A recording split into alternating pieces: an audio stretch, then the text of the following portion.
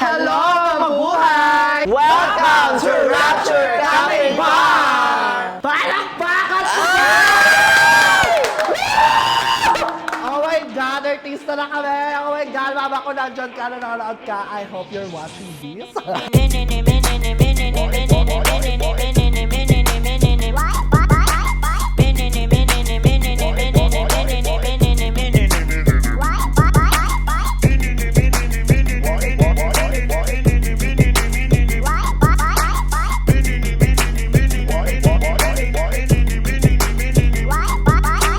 Yes, bakit nga ba tayo nandito, girl? Bakit nga ba? Bakit nga ba?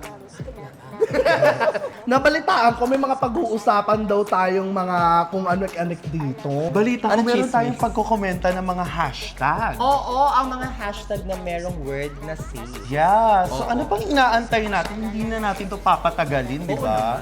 Let's do this! Yes! Simulan na natin. Let's go.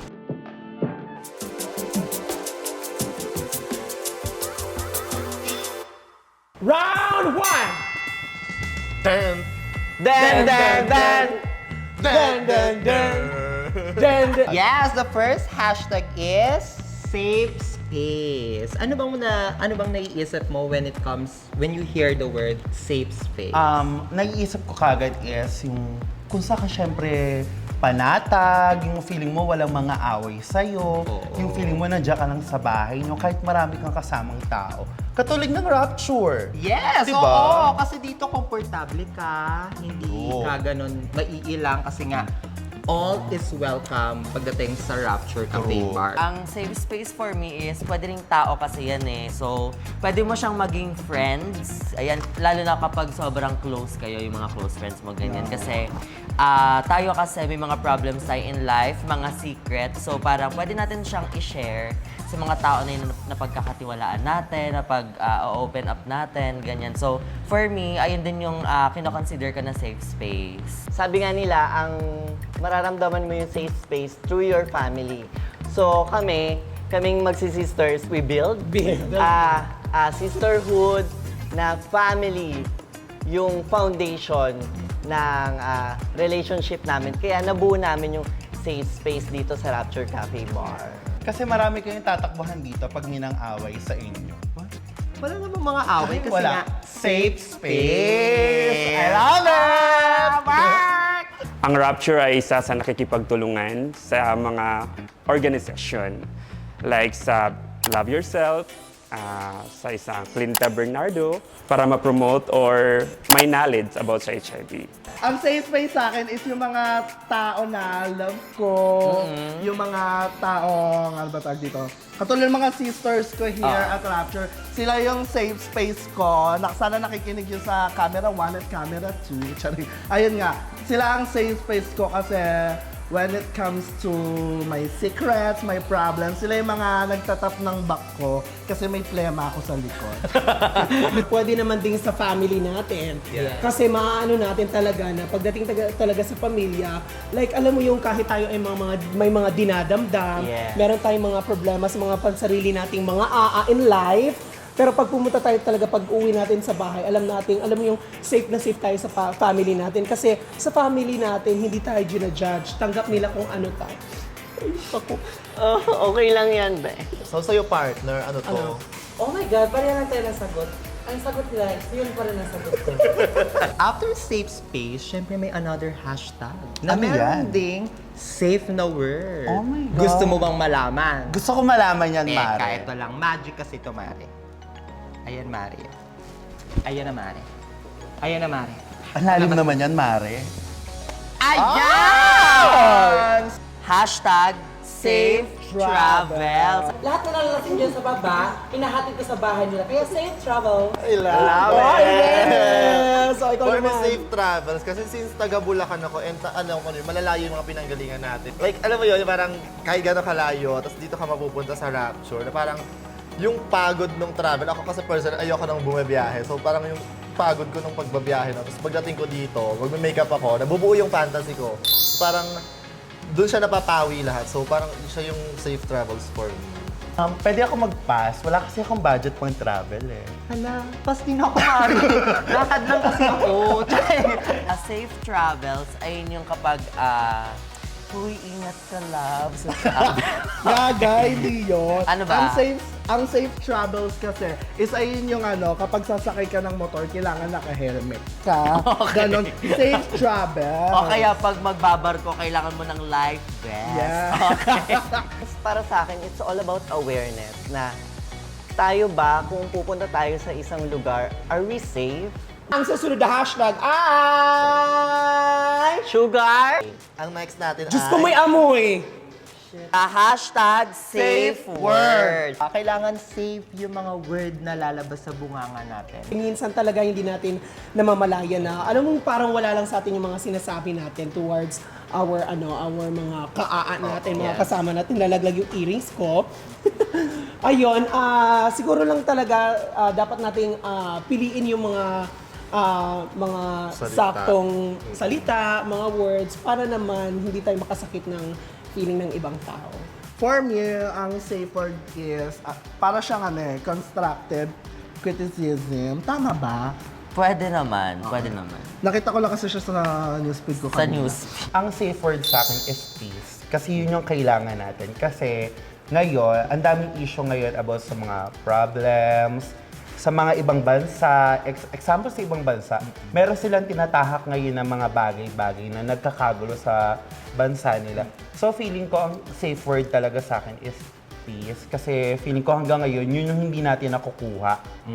So for me, safe word is, ang cliche man, pero talaga, family. Yun talaga, kasi dito sa Rapture, hindi lang kami magkakatrabaho talaga as in, na parang pumasok ako dito, akala ko parang magiging kawork ko lang sila. Pero during nagtatagal ako dito, parang nafe-feel ko talaga yung love and support ng mga, hindi na sila ka-workmate, mga sisters ko na sila, mga ate ko sila, na sila yung nag-guide sa akin from my, parang whole journey ko dito sa Rapture, na hindi ako magiging si Fiba nang wala sila. Kumbaga, half ng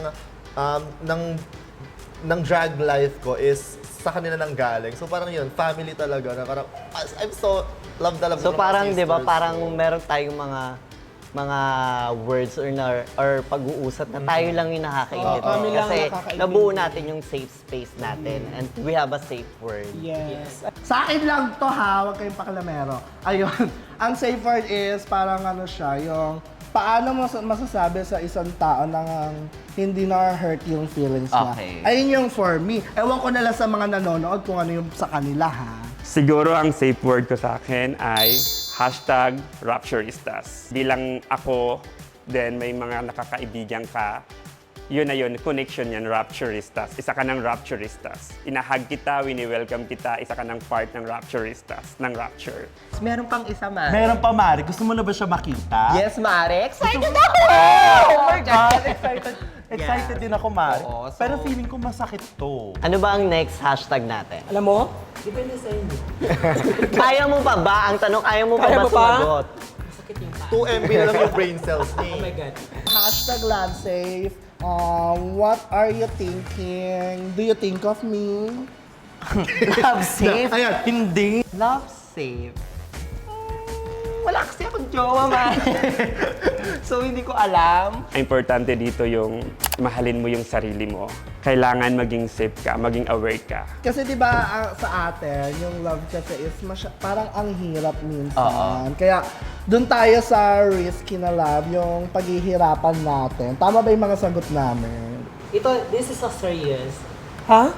Ang love safe, yung mahalin mo yung pamilya mo, mahalin mo yung kapatid mo, mahalin mo mga kaibigan mo, mahalin mo mga guests mo, mahalin mo yung amo mo, mahalin mo lahat. Siyempre, mahalin mo yung Panginoon. Yan ang pinaka-important sa lahat. Saka, I love you. Family. Letter P, Mare. Family. Parang parehas tayo. Family. Yes, family. Pag love safe, family. Kasi family natin yung nakakakilala sa atin. Kahit ano pang magawa nating mali or pagkakamali, sila yung unang-unang taong mga iintindi or nandyan sa likod natin kahit may pagkakamali tayong Pagdating naman sa love safe or safe love, it's creating a room for your, kahit sa atin, our vulnerabilities, ganon. Our, alam mo yung love na walang hinihinging kapalit. Exactly. Yung love na walang takot. Yung love na handang ipaglaban. Yung... Basta yung love na yun, di ba? Feeling ko Talaga. family rin. Yes. Kasi parang unconditionally love. Yung Yes! binibigay ng family. Oo, kasi doon walang...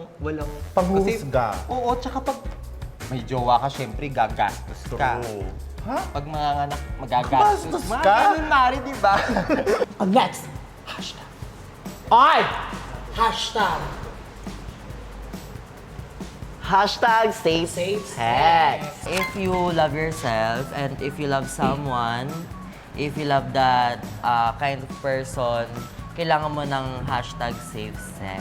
Pinaka-important talaga ang condom, saka syempre magpapatest din tayo. Hindi lang HIV ang nakukuha sa unprotected sex. Yes! Marami pa pong sexual transmitted disease na pwede pang makuha. Hindi lang po HIV, para lang po sa mga taong viewers na hindi nakakaalam Oo. kung ano pa ang maaari makuha sa unprotected sex. Kaya kailangan Magpa-check laging kayo. magpa-check. Oo. Always check your status. Tama? I'm a sex positive queen.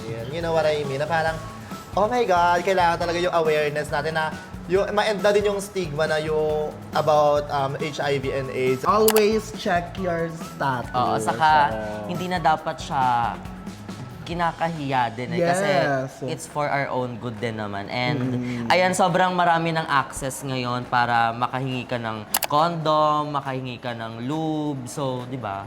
Kasi parang before, kasi parang sobrang tabu siya sa atin. Pero kailangan na talaga natin siya. Like, ma-educate din yung ibang tao about dito. Knowledge lang talaga yung kailangan natin dito sa Philippines. Last but not the least, Ano yan, Mare? eto na. Handa ka na ba, Mare? Handa na ako, Mare. Eto na, Mare. Eto na. Eto na, Mare. Sige. Ayan, Mare! my God! Meron tayong Safe World. Feeling ko, eto pa rin, yung world na tinutuntungan natin. Yes, ang word ng drag. True. Yes, iba yung mundo ng drag. Kasi sa drag, may express mo kung ano yung nararamdaman mo. True. Tsaka escape siya. Yes, escape siya at the same time, na-enhance mo pa yung talenta mo pagdating sa art. Tsaka feeling ko, hindi lang atin tong world. Para rin yung tayo, parang binibase din tayo ng mga taong may problema. Parang, doon ako safe eh. Sa world nila, sa fantasy nila, doon ako safe. Parang feeling ko, ayun yung nagiging escape ko sa magulong bahay, sa marami problema, sa work and everything.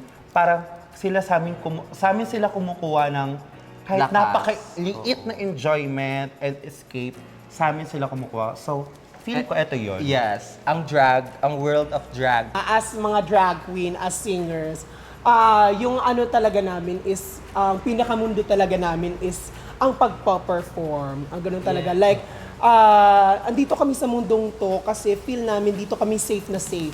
Dito kami na-express namin yung dapat namin i-express. Kung baga, kahit kami ay malulungkot, nagagawa namin ng paraan para paano pasayahin yung mga manonood. Yes. Kami ay masaya, nagagawa namin yun ng paraan para maging inspirasyon din naman sa mga nanonood. Safe space, safe world. Kasi di ba parang kailangan natin ng safe space, kailangan natin ng safe world. So parang para magawa natin yung mga gusto natin gawin na parang no judgment. Stop judging people. Stop Yeah. judging each other. My God. Stop shading each other. Oh my God. Dito natin makikita na mag-i-start muna tayo sa ating sarili. Self-love, tapos mapupunta yan, mag-create tayo ng safe space, which is nabuo natin yung family sa Rapture. Yes. Tapos, dyan na papasok yung kung magkakaroon tayo ng partner is safe sex. Tapos, in general na yan, safe world. So, paano ba natin ma-achieve yung safe world? Siyempre, yung magbabalik talaga tayo sa umpisa na self-love. Kasi yun yung root. Kung paano tayo magkakaroon ng safe world for me. Sa akin, ang safe word is a world where negativity could not grow and foster. And Sarili lang. Ito na nga, umantong na tayo sa dulo. Oh, yeah. So guys, all you need to do, and I hope nag-enjoy kayo, i-follow nyo ang free to be used sa lahat ng social media nila.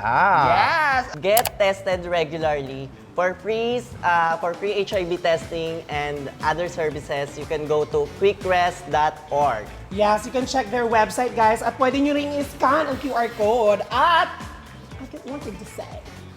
Remember, continue to slay. Love and live life with positivity. Ay, follow nyo sila sa lahat ng social media platforms Wag, nila, ha? wag, wag. At magpunta kayo sa Rapture mula Wednesday hanggang Sunday! Thank you po! Pero bago kami magpaalam dito sa mga ano na to, sa mga camera na to, bago ko lisanin ang 4 na sulok ng entabladong ito, pengi muna kaming Gcash. Hindi kami aalis pag walang Gcash. Seryoso kayo? O, ang Gcash ko sa mga manonood dito is 0927-822-7320. Ayan, send lang kayo ha. O, pambili lang namin ng ng last. Salamat po! Thank you po! Thank you po!